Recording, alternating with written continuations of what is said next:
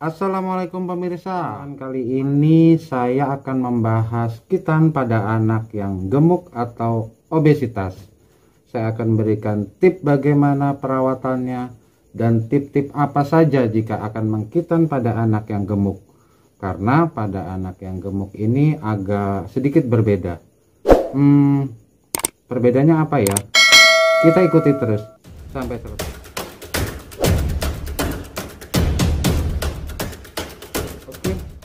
Dalam hal kitan pada anak yang gemuk atau obesitas, ini ada dua kondisi. Yang pertama adalah kita melihat dari bentuk ukuran penis. Maaf ya. Biasanya kalau anak yang gemuk, itu ukuran penisnya dia mempunyai ukuran yang normal. Tetapi hanya pada posisinya dia tertimbun oleh lemak perut atau lemak pubis. Itu yang pertama. Yang kedua, atau memang biasanya pertumbuhan pada anak yang obesitas atau anak yang gemuk, ukuran penisnya memang di bawah rata-rata atau kecil. Nah, dengan keadaan atau bentuk anatomis yang berbeda seperti ini yang membuat cara atau prosedur pengerjaan kitan itu agak sedikit berbeda.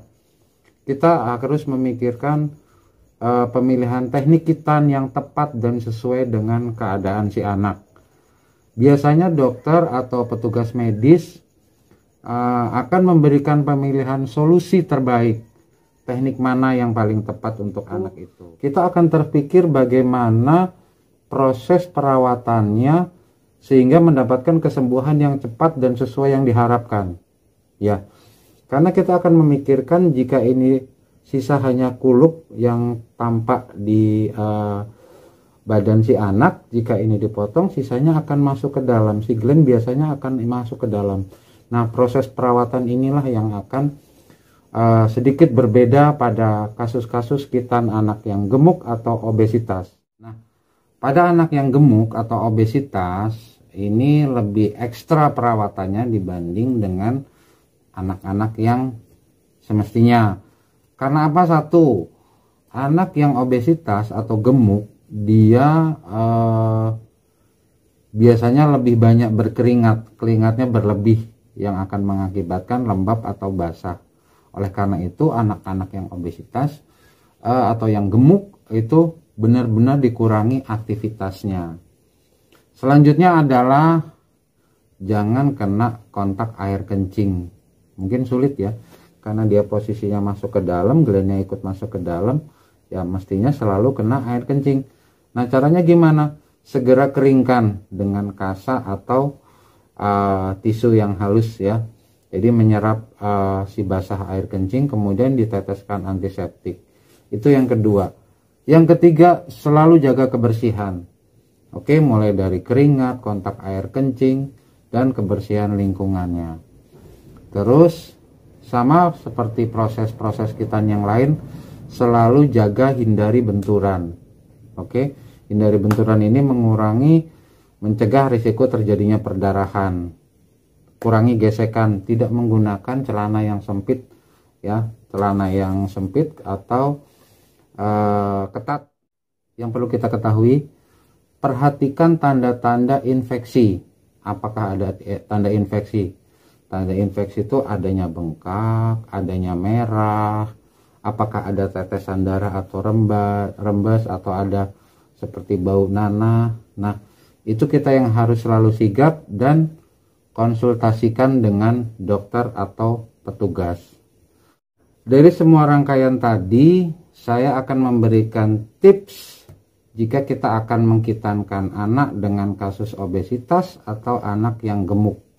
Oke. Yang pertama yang perlu kita lakukan adalah konsultasi dulu. Konsultasi dulu dengan petugas medis atau dengan dokternya. Dan mereka biasanya akan melihat keadaan si anak. Gemuknya seperti apa, keadaan posisi kelamin atau penisnya itu tertimbunnya sebatas apa, sisa kulupnya atau masih ada gland yang sedikit di luar, ukurannya gimana. itu petugas medis akan melihat dan menentukan teknik apa yang paling tepat untuk si anak itu. Kemudian biasanya yang paling sering ditanyakan adalah ada riwayat alergi atau tidak. Jadi si dokter itu atau petugas akan memberikan obat yang paling tepat yang tidak alergi kepada si anak guna mempercepat proses kesembuhan.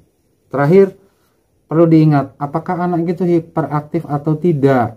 Nah, kalau seandainya anak itu hiperaktif, dia akan mungkin akan mencegah penggunaan tadi sunat klem gitu ya. Nah, untuk selanjutnya, tips selanjutnya adalah edukasi sedini mungkin kepada si anak. Ya. Baiknya pada saat kitan itu pihak anak yang minta. Paling sering kita yang memaksa karena udah umur atau karena lagi ada rezeki, lagi musim panen atau lagi dapat banyak rezeki, buru-buru pengen mengkitankan anak. Tapi kalau pada anak yang obesitas, lebih baik diedukasi dulu gimana caranya, dia yang minta. Jadi pada saat proses pelaksanaan tidak terlalu merepotkan. Oke. Untuk tips selanjutnya adalah treatment ya. Melatih membuka kulup ya. Walaupun dia posisinya di dalam, biasanya pada saat tertentu bisa untuk membuka. Jadi mengurangi perlengketan atau meminimkan perlengketan, dan juga membuat keadaan lebih bersih ya, membuat keadaan lebih bersih. Yang terakhir adalah jaga pola makan. Jadi jika anak sudah obesitas, ada direncanakan untuk kitan, jaga pola makannya, jangan terlalu konsumsi yang bisa menambah berat badannya. Terima kasih, itu pembahasan kita hari ini tentang kitan obesitas atau kitan pada anak yang gemuk. Silahkan komen, silahkan like, kasih komentar, saya akan jawab pada channel saya.